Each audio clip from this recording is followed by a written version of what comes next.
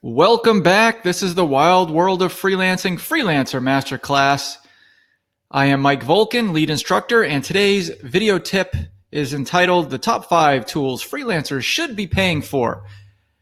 Now, before we start talking about those tools, I should tell you, don't be a cheap ass, please. Timing is everything in freelancing. So if tools save you time, if they save you money, or if they make you money, then you should buy it. All right. So stop being cheap. I was cheap for many years. Didn't even want to pay $5 a month for a subscription. And I realized, oh, this particular tool could save me 6 hours of work a month just from like stopping to manually add something to my computer.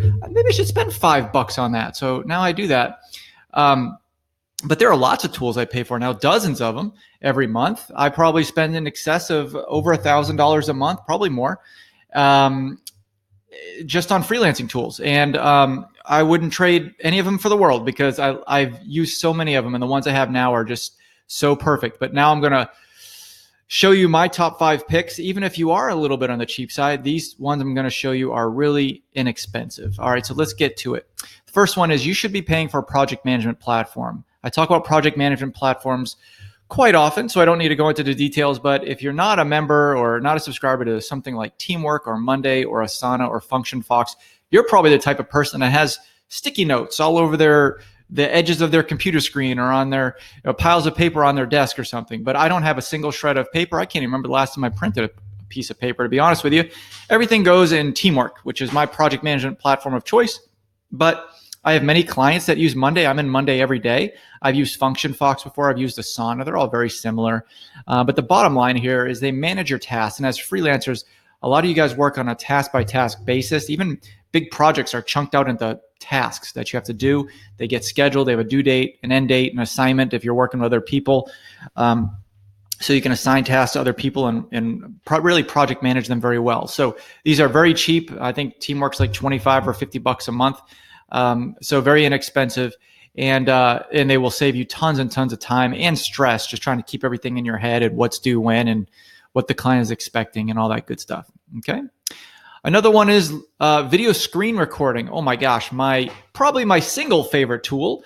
And it only costs me, I think Loom is like $10 a month now. It's nothing. And Drift has a new video platform. They're the live chat company, but they just launched a competitor to Loom, and they're even cheaper. They're like $5 a month, and they've got some interesting features. They're a little technologically unstable as of the recording of this video, so I haven't switched over yet. But if they get their quote unquote act together, which is kind of harsh to say because they have some really cool features that Loom does not, and save me 50%, then yeah, I'll move over even if it is just $5, or maybe I'll do both. I don't know.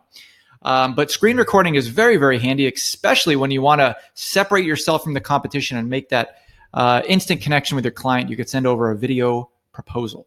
Okay.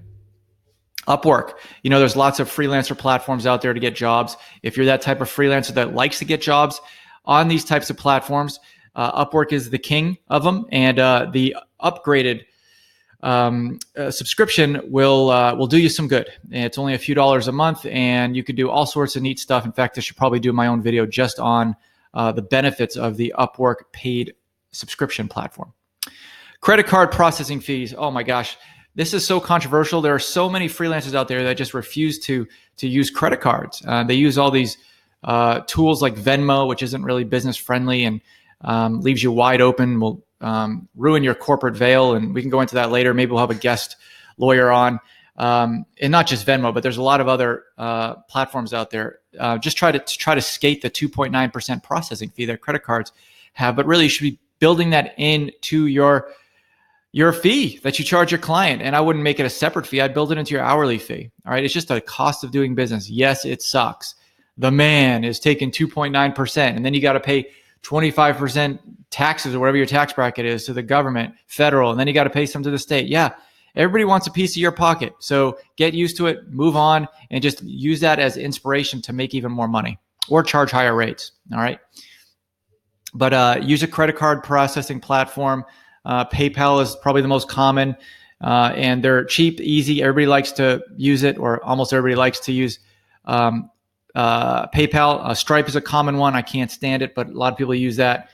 And Payoneer, even worse than Stripe. But if you're working with overseas contractors, you're going to have to get used to Stripe and Payoneer. All right. My last one, which is mistakenly called number 4 here, but it should be 5. Sorry about that. Is a scheduling platform. So I personally use Calendly. There's lots of competitors. Simplybook.me. There's Doodle.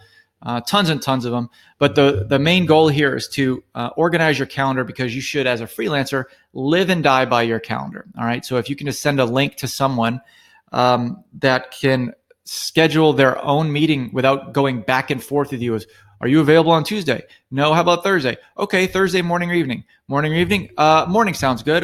You available at 10? No, not 10. Not. How about 12? Okay, 12. And then it's like back and forth, back and forth. And then if something needs to change, it's more back and forth. With sites like Calendly, you just send them a link.